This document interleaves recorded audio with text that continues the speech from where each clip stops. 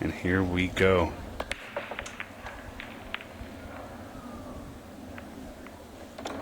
Ball on the break. A little messy here. No shot on the stripes. Shane taking no time to shoot at the solids. And unfortunately, maybe went a little quick there. Unable to pocket the ball. Mark Dimick up for the first time.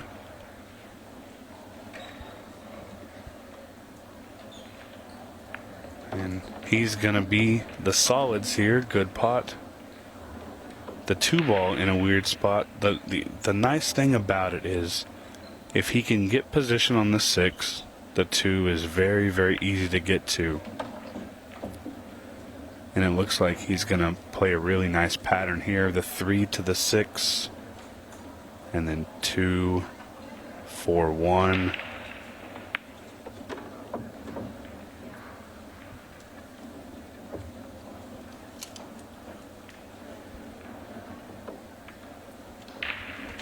And maybe he didn't want to be on that over that 14 ball, but I think he's going to be okay here.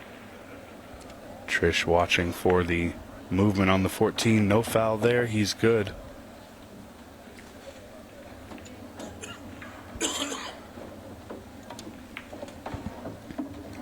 And Simon, what a match we just had here with Jeff DeLuna and yeah, high quality. I mean, 2 players that just made the game look incredibly simple.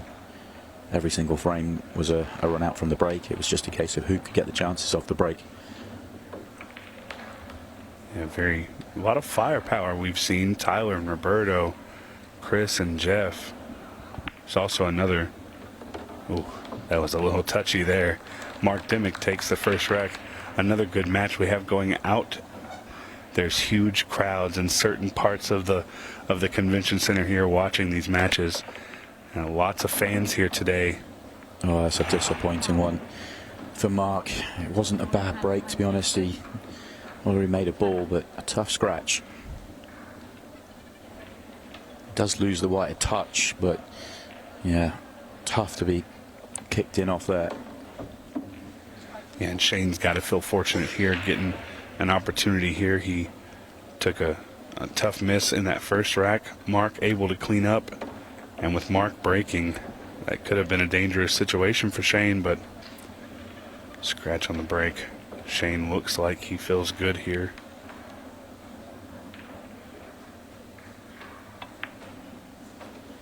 Great shot there.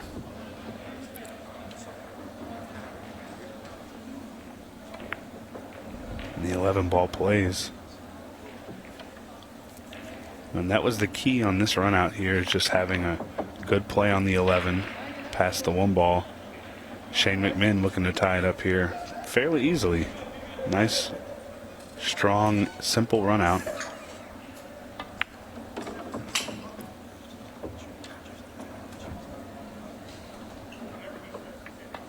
And Shane drops the 8 ball. It is 1-1 in quick fashion here. Just look at the table and play 8 ball. Needs to make a ball here. And was able to put one down. This is tricky though. The 12 is not in a good spot here. Maybe opting to play the solids.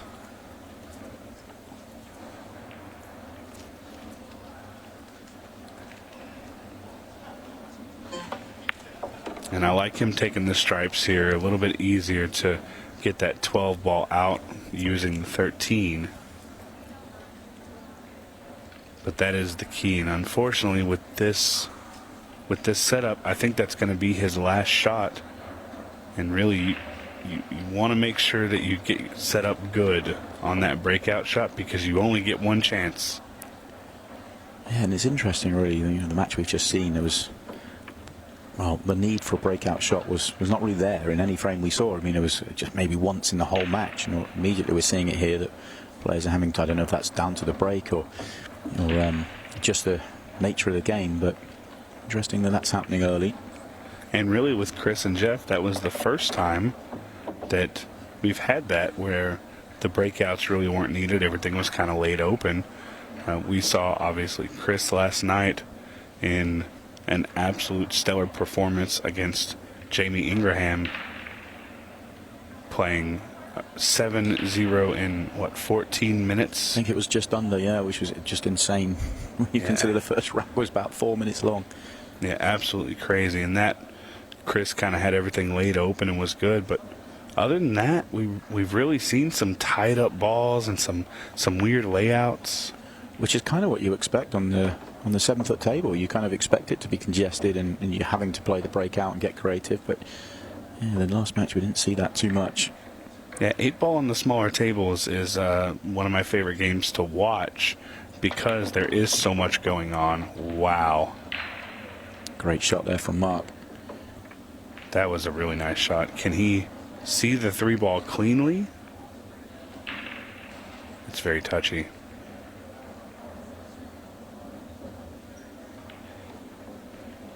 He must not be able to play the 3. What are we seeing here? He's going to play safe. Yeah, just deciding to wait, be patient. He's got good control of the table. I think that's definitely a little bit of his playing background, playing a lot of strategic pool. A more aggressive player would have gone for the run there, but Mark recognizing that Shane's in a bit of a spot here.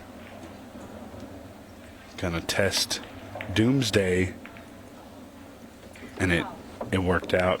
Shane McMinn tried the cross bank with the carom off the 14. It did not work out for him, and Mark here, ball in hand.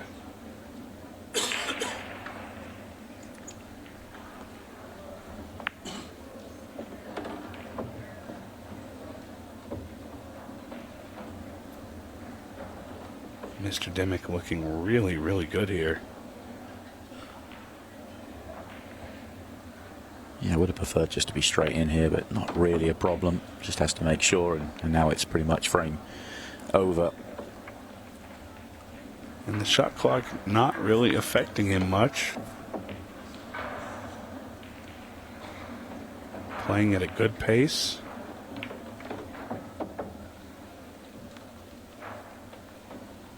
Maybe wanted to be a little flatter on this.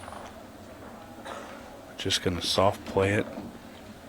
That's a good shot there. Mark Dimick, an 8-ball away from 2-1, taking the advantage. Great shot. And I mean, watch it again here. And yeah, cue ball still moving. He grabs the balls. Is unfortunately loss of frame or loss of rack. Unfortunate there. But Shane McMinn, though, was not showing any emotion. I'm sure he is a little happy about that one. Stolen a rack from Mark Dimick here. It's one of those, I mean, you do see it from time to time, but it's one of those situations. You're playing some racks with some buddies, and it's just natural. You just do that. But in competition, you just got to make sure, wait for the balls to stop. And I mean, the best thing is just turn around, walk to your chair, and let the referee do the referee's job. But sometimes you can't help yourself. And I think for at least some players, just wanting to be helpful and wanting to not seem arrogant, that's kind of what happens. I've done it plenty of times. You shoot the balls and you roll the balls down for your opponent to rack the balls. But like you said, definitely better to pot your last ball and walk straight to your chair. Yeah, I mean, I see a lot of players and they pot their last ball and they just stand there and it was hovering, waiting for the ball to stop, and they almost a couple of seconds after, then they'll do it. But, there'll be a lot of people watching now going, I mean, that's a petty rule and you shouldn't, he's won the frame fair and square. But, the referees have to play to the rules, and, you can't do that. And it's a very soft way to lose a rack, but unfortunately that is the rule. Yeah. And, the good news here is Mark didn't seem to make a fuss about it. He didn't make a big deal about it. He took the lick, and we'll just see how he adapts on that situation from here. Good shot there from Shane, but interestingly, his first mistake in the match was immediately following it as well. You know, he had first opportunity in this rack, and he missed quite a distance as well. Yeah, needs to just brush it off. You get it out of his head, and go back to playing the way he was, because really, he made an absolutely stellar run out. Yeah, and a really well played frame. You know, he controlled it. He didn't just chase it. But you've got to be ruthless here if you're Shane, because this will hurt. If he can run this out now, and he should, then you're just inflicting pain, and so you've got to be ruthless out there. And it's a 2-game swing. Something we talked about in the last one. You make one simple mistake, and in this situation with the alternate breaks, it can cost you 2 racks immediately. However, I don't think he's there going off his body language. It looks tight. I think he's okay, but body language is telling us not, and he's going to have to swerve it. well, and Shane McMinn here, you're going to see a little swerve on the cue ball. Almost got it there, but a little short. Mark has got to capitalize here. He's been given a golden opportunity by misshape from Shane. And that's almost, from Shane's perspective, it's kind of like he knows how much that would have hurt as well, to pile on the pain, and he's almost let Mark off, and you know, Mark can deal with what's just happened, run out here, get himself to 2-2, you can restart the match. Yeah, and Mark's got to be feeling good about this. He gets another opportunity in a rack where he really shouldn't have.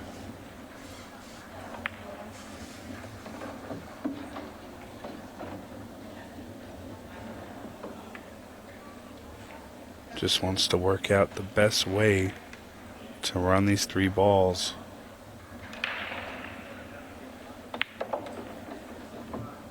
Mark hits he hits the ball with some force, some attitude, kind of. He really pushes the ball to the hole with a great bit of power.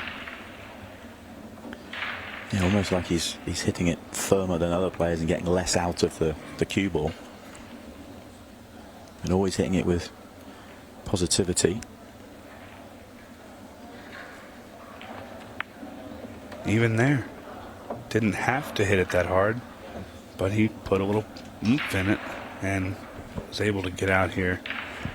Now, I'd be willing to bet no touching of the ball here. Yeah, stayed right away from it this time. Had the opportunity as well. He'll probably be his own level of frustrated out there in terms of he's missed a trick, Mark's missed a trick. Both players kind of got plenty to think about right now. One way to go, though. Was able to make a ball in the break here. 2-2 here with just under 38 minutes on the match timer. Pretty good pace. And we've seen a little bit of back and forth here. So I feel like this is really important for Shane to get out of this rack. Don't let Mark at the table try and kill some of that confidence that he gave Mark in that last rack. And he's got the layout to do it as well. Nothing to break out, just it's all about picking that route, and he's in good shape here. He used all of the side pocket there to make that one. The 7 ball here is the most important shot of the run. He's got a little angle on it here, but I think he's taking it with the extra angle because he doesn't want to make it worse by shooting the 5 first. A little quick there. Yeah, and he's missed that by a long way. And I didn't see the shot clock, but I think maybe mentally in his head, the shot clock may have rushed him there. I think it's one of those situations where the 30 seconds is a long time, but when you're not comfortable with it, you're always worrying about it, and you see a lot of players shoot a lot quicker than the 30 because they're rushing, because they don't want to time foul when they don't need to. Maybe in a situation where in his head he's been thinking, oh, I've been thinking about this shot for a long time. I don't know how much time I have. Maybe he hasn't looked at the clock, and well, this is Oh, that's not great from Mark. But this is a strange situation because there's a huge clock out there. Players should know exactly where they are at all times. You've also got 7 screens in the arena that count down the final 5 seconds for you, and you've got beeps. So you should never really not know where you are. But what you find is players that get really comfortable with it is they'll know how long they need to shoot when they get down on the shot. And you've got players that, they can get down with, 3 or 4 seconds left, knowing that their natural, time on the shot will play the shot in time. So you end up not rushing. That's a good recovery. Assuming that still goes to the bottom. Or does it? Oof. That's tight. Yeah. I'm not sure that the 11 goes. I think the other aspect of it is, so you have the screens, you have the beeps. I think maybe some players are trying to stay away from it. They're afraid they're going to get down. They're about to stroke through and the beeps will come in, so they want to beat the beeps. They want to beat the screens. But do you really want to play on a 25-second shot clock and a 10-second shot clock? You've got to get comfortable with the beeps and actually embrace it that, you get the beeps come in, you know where you're at. You've got to get down and shoot. Yeah, and I think both of these players are going to have a tough time adapting to the 15-second if it gets there. So they definitely want to get out of this match before that comes into play.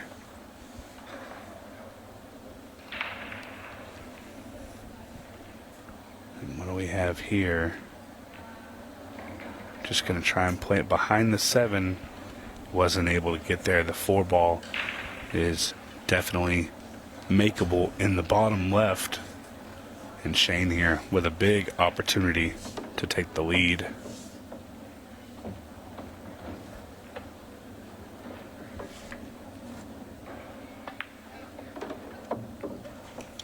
He hit that ball really well. And I really like the way he's doing this. He is going to play shape onto the 8 ball, probably from the left side of the table. And just in case anything crazy would have happened there, say he missed that ball, he completely blocked the 11. So he's really playing smart there. And a great out by Shane Doomsday McMinn. These kids, and he was the nicest, most humble kid I've ever met in my life, I think. So a little shout out to Axel. He plays his next match at 4. I'm going to have to go watch him play just to see what he can do. And the juniors event here, when we announced that there was going to be a juniors event, I was very, very excited because this is the future of American pool. Without these kids coming in here and playing these events, it could be a little bleak for seeing new players come in, but we have a pretty stacked field of juniors, 32 of them. Yeah, and it's a huge part of what Ultimate Pool USA want to do and what they're about. It's really important. And so for all of the kids out there that did enter into the juniors, good luck to you. I hope you shoot well. And Mark Dimick here shooting well as we talk about it. He has an opportunity here if he can just make this ball. Yeah, he's just got to be careful. Going over the 6. Ooh. I get nervous for him going over that ball like that. This is all ball fouls, so definitely don't want to nick one and give up a silly ball in hand. He's in perfect shape here, though. Fairly natural route around the table from here. Good angle on the 14. And just keep it simple here. As simple as can be. And he'll be tying the match up.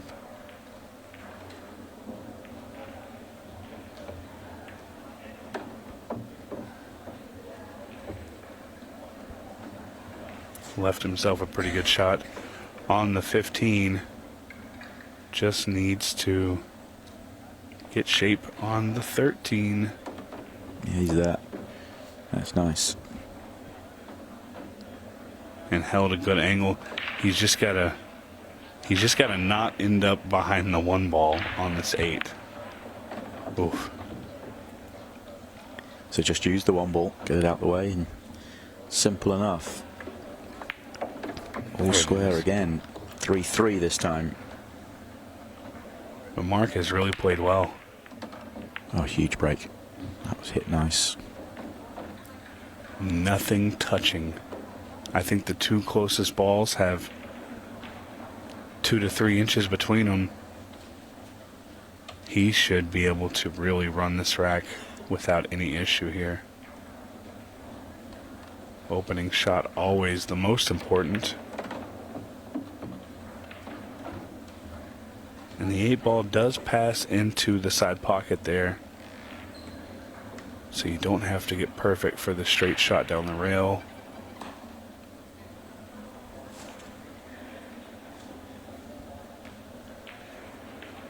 It's such a good layout. You can go a few different ways about this one, and sometimes you just got to make sure, pick your route, make your mind, and just flow through it. And don't be afraid to deviate from your plan if you end up funny. That's what I'll always tell the players that ask me about the patterns. I'm not the best pattern player, but always be willing to deviate from your plan if you need to. That was a little close there. Shane eyeballing the cue ball as it comes across in front of the side pocket. He came out well. 13 ball going to lead into the 8-ball. Oh, he got a little straight on it. Yeah, he got a little fortunate there, and although it's still not easy from here, can he hold? He can. Oh, great shot. Yeah. Yeah, really wanted to not have any angle on that ball, but he played it well. And yeah, easy run out for Shane McMahon. 4-3.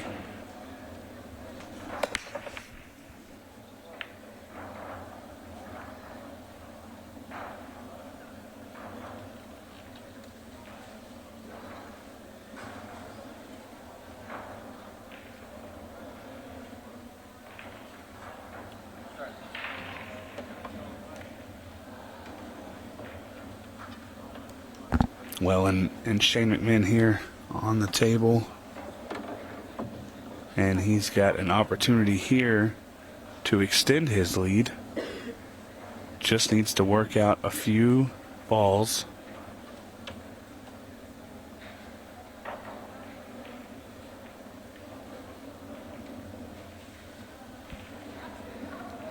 Really good opportunity.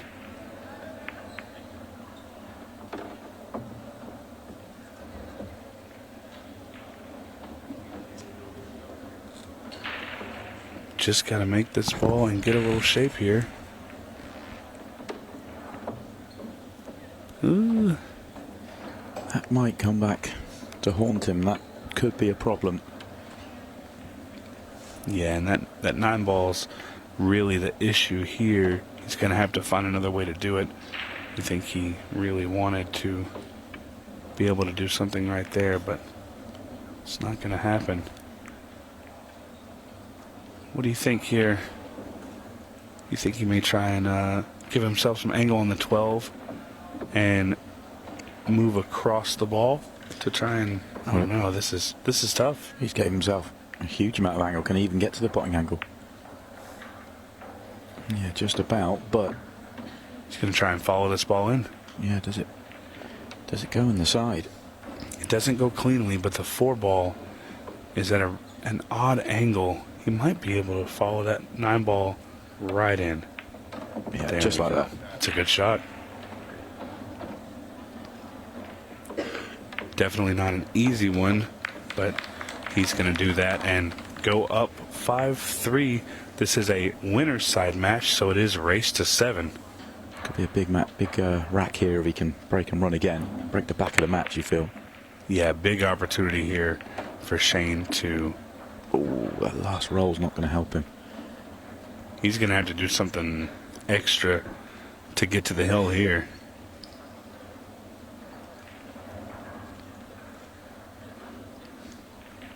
I don't know what there is to do. Yeah, one of those frustrating ones, because you know you made a ball, you turn around, you put your break cue down, turn back, and you've got no shot. As odd as it sounds, I might try and play some kind of containing safety here. Maybe try and leave my cue ball a little close to the 8 ball. I don't know. There's not many options.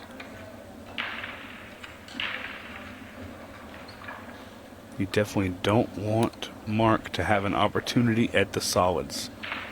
And I think he gave it to him. I think he can shoot this 5 in the corner. It might be okay. It looks tight.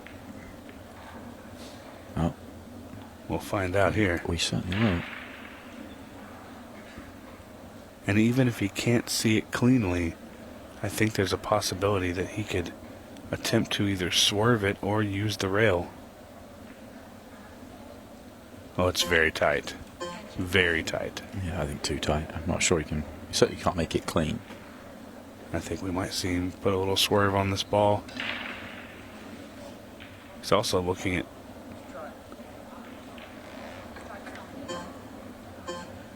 He's run out of time. Yeah, don't make a decision and just... Wow, Oh, he will wow. take that. Oh, well, let's see this again. So he's made the ball.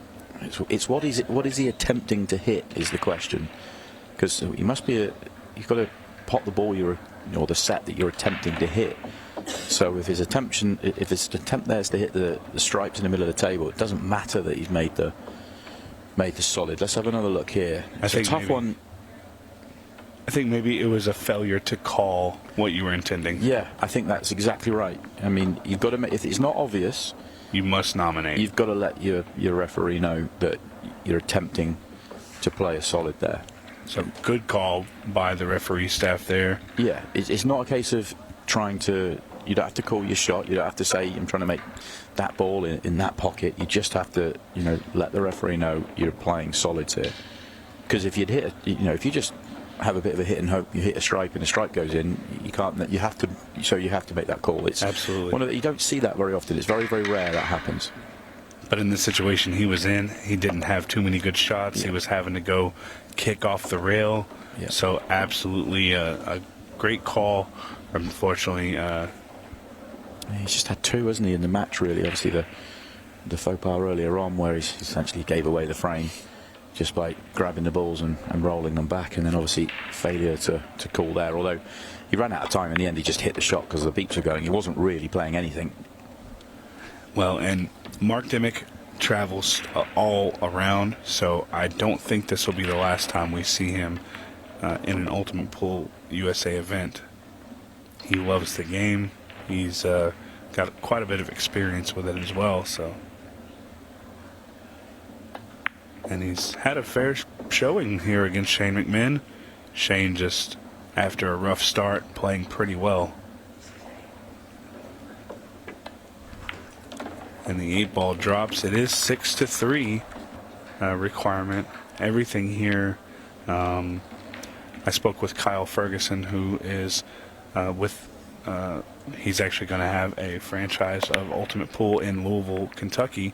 And he spoke last night about something that really kind of hit with me, is that he always wants to promote things that move the game forward, and that's why he chose to get in with Ultimate Pool USA, because he believes that it is moving the game in the right direction. And I'm with him on that. I think this is a great opportunity to do something unique in the United States. It's been a lot of fun so far. I think everybody that's been here and embraced it has enjoyed it. I mean, it's been great to see. Well, this is the first opportunity to go and win the match here for Shane McMinn. These are all there, and lovely layout.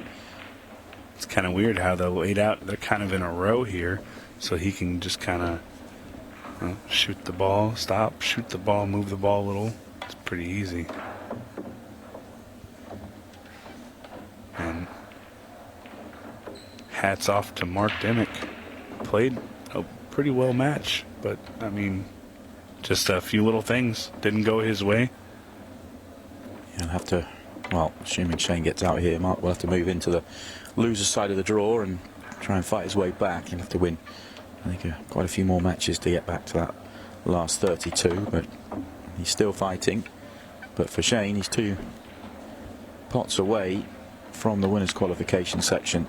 Oof. That's not the best. I think I would have liked to travel around the table rather than try to hold that, but I'm not going to fault it.